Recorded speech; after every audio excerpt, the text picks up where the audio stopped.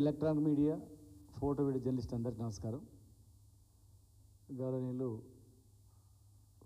Corporation మాజీ chairman పల్లె రవి గారు, బీసీ కమిషన్ మెంబర్ మాజీ కిషోర్ గారు, మిత్రులందరికీ నమస్కారం.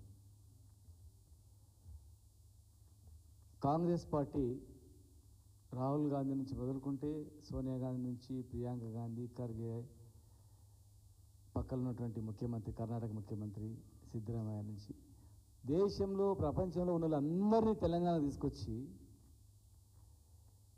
అడ్డగోలుగా హామీలు ఇచ్చి అధికారంలోకి వచ్చి కనీసం వీళ్ళ చేతిలో ఉన్నటువంటి హామీలన్నా సాధ్యంగాను చాలా ఇచ్చిండ్రు. అది పక్కకు పెడదాం.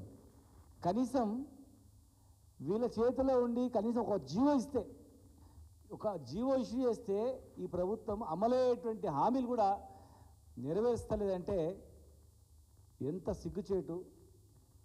బీసీలను 42% ఇస్తామని చెప్పి ఒక రకమైనటువంటి మోసం. ప్రతి కులాన్ని రైతుల నుంచి మొదలుకుంటే పుట్టిన పిల్లగాల నుంచి చచ్చిపోయే ముసలిని వరకు మహిళల నుంచి అన్ని వర్గాల వాళ్ళకు ఇక మీకు అన్నీ మేమే చేస్తామంటే చెప్పి ఇవాళ సాధ్యం కానివి చెప్పిండ్రు, సాధ్యమేటివి చెప్పిండ్రు.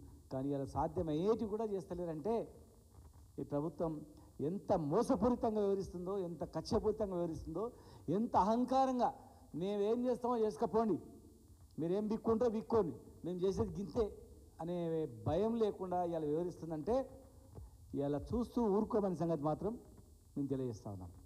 ఇలా ఈ అన్ని కులాల గురించి మేము చాలాసార్లు చెప్పినాం. బీసీల గురించి చెప్పినాం, ముద్రాజుల గురించి చెప్పినాం, బీసీ ఏ గ్రూప్ అన్నారు, మునూరు కార్పొరేషన్ అన్నారు, ఎంబీసీ మంత్రిత్వ శాఖ అన్నారు, మరి మొత్తం 50 షాపులతో మండలానికి ఏదో బజార్ అన్నారు, బడుగు బలహీన వర్గాల వాళ్ళకి అన్ని కులవృత్తులకు అన్ని రకాల ఇచ్చిర్రు. కానీ ఇలా ఏది అమలు కాలేదు. ఈరోజు గౌడనులకు ముఖ్యంగా మీరు చూడండి, ఏ కుల వృత్తిలో కూడా చచ్చిపోరు, వృత్తి చేసుకుని చచ్చిపోరు. ఈ 2 సంవత్సరాల్లోనే దాదాపు ఒక 200 పైన ఎంత ఉందో నెంబర్ ఎంత 200, 300 పైన 300 మంది పైన చనిపోయారంటే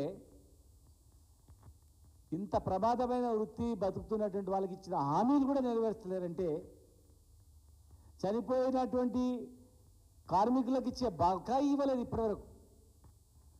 దాదాపు 12 కోట్ల బకాయి ఉంది.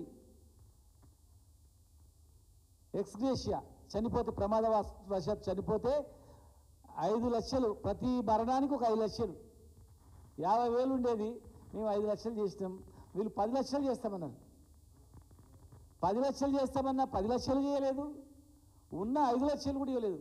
12 కోట్ల రూపాయలు బాకీ ఉందంటే ఎంతమంది చనిపోయాడో లెక్కేసుకొని. ఇంత ప్రమాదమైన వృత్తి, దీని నుంచి బయటేయాలి, వీళ్ళని ఆర్థికంగా ఆదుకోవాలనేటువంటి ఈ హామీలు కూడా నెరవేర్చలేదు. ఇలా చెట్ల పెంపకం చేస్తామన్నారు. ప్రతి ఊరికి 5 ఎకరాల పొలం ఇస్తామన్నారు, భూమి 5 ఎకరాల భూమి ఇచ్చి ఈత చెట్లు పెంపకం చేస్తామన్నారు, అది లేదు. బిందు సేద్యం అన్నారు, అది లేదు. కాంపౌండ్ వాల్ 90% నిధులతో కాంపౌండ్ వాల్ కట్టిస్తామన్నారు, ఇప్పటివరకు అది లేదు. జనగామ జిల్లాకు సర్దార్ సర్వాయి పాపన్న పేరు పెడతామన్నారు, మరి అది లేదు. కేరళ, తమిళనాడు మాదిరిగా తాటి ఈత ఉత్పత్తులకు బై ప్రోడక్ట్స్ కేంద్రం పెడతామన్నారు. 10 కోట్లతో 10 ఎకరాల్లో భువనగిరి దగ్గర నందనంలో 10 కోట్లతో మేము బిల్డింగ్ కట్టించినాము. బెల్లము, బూస్టు, రకరకాల ఉత్పత్తులు తయారు చేసేటువంటి మినీ ఇండస్ట్రీ పెట్టాము. కేవలం టెంకాయ కొట్టి ఓపెన్ చేయాలంతే. ఎలక్షన్ కోడ్ వల్ల మేము చేయలేకపోయినాం. ఆ బై ప్రోడక్ట్ సంబంధించినటువంటి కట్టించిన బిల్డింగు ఎక్విప్మెంటు ఆసియా ఖండంలో ఎక్కడ లేవు, అద్భుతమైనటువంటిది.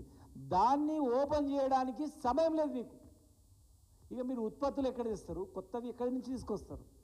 మేము కట్టించిన బిల్డింగే ఈరోజు వరకు ఓపెన్ చేయట్లేదు. ఎక్స్గ్రేషియా అనేది ఇంతవరకు లేదు. గాయపడిన వాళ్ళకు కూడా ఓ 1,00,000 రూపాయలు, చిన్న గాయం అయితే 1,00,000 రూపాయలు అన్నారు. సస్తేనే ఇస్తలేరు, మీరు గాయం అయితే ఎక్కడి నుంచి వస్తాయి? ఒక్కనాడు ఇవ్వలేదు. అందరు మంత్రుల సాక్షిగా 100 మందిని చెట్ల మీద ఎక్కి కింద నుంచి పైశాచికానందం పొందిర్రు భువనగిరి దగ్గర. మేము తయారు చేయించి రవికుమార్ గారు మేమందరం కలిసి తయారు చేయించినటువంటి సేఫ్టీ మోకులు మేము తయారు చేయితే మీరు ఇచ్చి పైన నిలబెట్టి గంట సేపు నిలబెట్టి పైశాచికానందం పొంది మీరు నెల రోజుల లోపల ముద్విన్ దగ్గర నెల రోజుల లోపల మీకు డబ్బులు ఇస్తాం, ఎక్స్గ్రేషన్ చెల్లిస్తాం, పాతది ఇమ్మీడియట్గా మీకు ఇస్తామన్నారు. ఇప్పటివరకు లేదు. మరి ఇలా ఇంకా చాలా ఉన్నాయి చెప్పుకుంటూ పోతే. ఏ కులానికి చేయలేదు, ప్రమాదవశాత్తు చనిపోయేటట్టు వృత్తికి చేయలేదు. ఇలా ఈ దేశంలోనే ఆదర్శంగా నిలిచేటట్లు ఇలా ఆ రోజు కేసీఆర్ గారు ముఖ్యమంత్రిగా ఉన్నప్పుడు మరి వారి ఆదేశాల మేరకు 15% రిజర్వేషన్ వైన్ షాపులలో మేము ఇచ్చినాం. ఎక్కడలే దేశంలో మేము ఇచ్చిన తర్వాతనే ఆంధ్రప్రదేశ్లో కూడా స్టార్ట్ అయింది. అక్కడ వైన్ షాపులలో బార్ షాపులలో రిజర్వేషన్ కలిగించింది, వైన్ షాపులలో కలిగించింది మేము. నెక్స్ట్ సొసైటీలకు ఇస్తామని చెప్పి కూడా మేము ప్రభుత్వానికి నివేదిక ఇచ్చినాం. డిపార్ట్మెంట్కు గవర్నమెంట్ తరఫున ఇచ్చినాం మేము. సొసైటీలకి నెక్స్ట్ సొసైటీలకి ఇవ్వాలి. మళ్ళీ మేము అధికారంలో వస్తే 30% పెంచి ఆ సొసైటీలకి వైన్ షాపులు ఇస్తాం, బార్ షాపులు కూడా ఇస్తాం సొసైటీలకి. ఇది కులవృత్తి, వైన్లు తయారు చేసేది గౌళ్ళ కులవృత్తి. ఆ రోజే పూర్వకాలమే 12 రకాల వైన్లు తయారు చేసిన చరిత్ర గౌళ్ళదే ఉంది. అక్కడి నుంచే ఇది స్టార్ట్ అయింది. కనుక ఇది కులవృత్తి వీలదే అని చెప్పి కేసీఆర్ గారు చెప్పి మరి మేము అడుగుగానే ఇవ్వడం జరిగింది.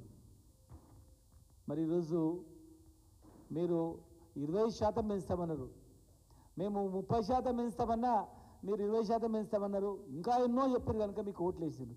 ఇవాళ మీరు సర్దార్ సర్వాయి పాపన్న జయంతికి వచ్చిండ్రు, మంత్రులు ఉన్నారు, అందరు ఉన్నారు. అందరి సమక్షంలో ఇది జీవో ఇష్యూ అయింది 14 తారీఖు నాడు. 14 ఆగస్టు 14 నాడు జీవో ఇష్యూ అయితే మరి సర్దార్ సర్వాయి పాపన్న జయంతి 18 తారీఖు నాడు. 18 నాడు మీరు పాల్గొన్నారు. కానీ ఆ పాల్గొన్నప్పుడు మీరు ఎప్పుడు కూడా మీ గౌళ్ళకి ఇస్తాన్నది ఇవ్వలేకపోయినామని చెప్పలేదు, జీవోని బయటికి రానియలేదు. ఎందుకంటే వీళ్ళ ఇస్తా అడుగుతారని, నిలదీస్తారని, అడుగుతారని. ఎంత మోసపూరితం చెప్పండి, ఎంత మోసం దగ.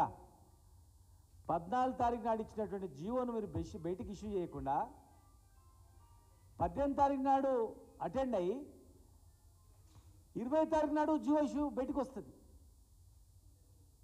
అంటే ఇంత మోసం, చీటింగ్. దానిలో ఎక్కడ కూడా పెంచినట్లు లేదు, పాతదే. మా ప్రభుత్వంలో మేము ఏదైతే ఇచ్చినామో 15%, అదే 15% ఉంది తప్ప వేరే లేదు. మళ్ళా బార్ షాపులు ఇస్తామనేది లేదు. మా ప్రతిపాదనను పక్క రాష్ట్రం ఆచరిస్తుంది బార్లలో, వైన్ షాపులలో. ఇలా మీరు ఇంకా ఒక స్టెప్ ముందుకేసి 3 లక్షలు చేసారు అప్లికేషన్, నాన్ రిఫండబుల్. అది మేము మొట్టమొదటి కనుక 2 లక్షలతో స్టార్ట్ చేసినాం. మేము ఆ రోజే మళ్ళీ చెప్పినాం, నెక్స్ట్ వచ్చినప్పుడు గౌడ్లకు ఈ 2 లక్షలు కూడా తీసుకోము, మేము 2 లక్షలు కూడా తీసుకోము గౌడ్లకు, తర్వాత సొసైటీలకు ఇస్తాం, అప్పచెప్తామని కూడా చెప్పినాం, బార్లలో కూడా ఇస్తామని కూడా చెప్పినాం. మరి మీరు 3 లక్షలు చేసిర్రు నాన్ రిఫండబుల్ అంటే బెల్ట్ షాపులు రద్దు చేస్తామని మీరు మేనిఫెస్టోలో పెట్టిర్రు. ఏ బెల్ట్ షాపులు రద్దు చేసిర్రు? ఇంకా మీరు పెంచి పోషిస్తున్నారు. బెల్ట్ షాపులు పెంచి పోషిస్తున్నారు. కళ్ళు దుకాణాల మీద కేసు పెట్టి కల్తీ పేరు మీద బంద్ చేస్తున్నారు. గౌడలను జైల్లో పెడుతున్నారు. ఎక్కడనో ఒక దగ్గర కలిసి జరిగితే రాష్ట్రం మొత్తం బంద్ చేయాలని కూడా మీరు ప్లాన్ చేశారు. హైదరాబాద్లో రింగ్ రోడ్ చుట్టూ లోపల మొత్తం కళ్ళు బంద్ చేయాలని మీరు ప్లాన్ చేసిండ్రా లేదా?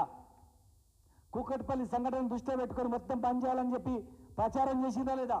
మీ సోషల్ మీడియా వేదిక ద్వారా బ్లేమ్ చేసిందా లేదా? అసలు కలిపిందే మీరు, కావాలని కలిపి కుట్ర చేసిందని దీని మీద విచారణ చేయాలన్నప్పుడు ఆ ఇచ్చే జియో, కళ్ళుని నిషేధిస్తామనే జియోని బంద్ చేసారు. ఇలా 14 తారీఖు ఇష్యూ చేసిన జీవోను 18 తారీఖు నాడు పాపన్న జయంతికి వచ్చి పాపన్న గారి జయంతికి వచ్చి ఆ రోజు చెప్పకుండా 20 తారీఖు ఇచ్చినంటే ఎంత మోసపూరితంగా ఉందా ఇది గుర్తుపట్టలేమనుకుంటున్నారా?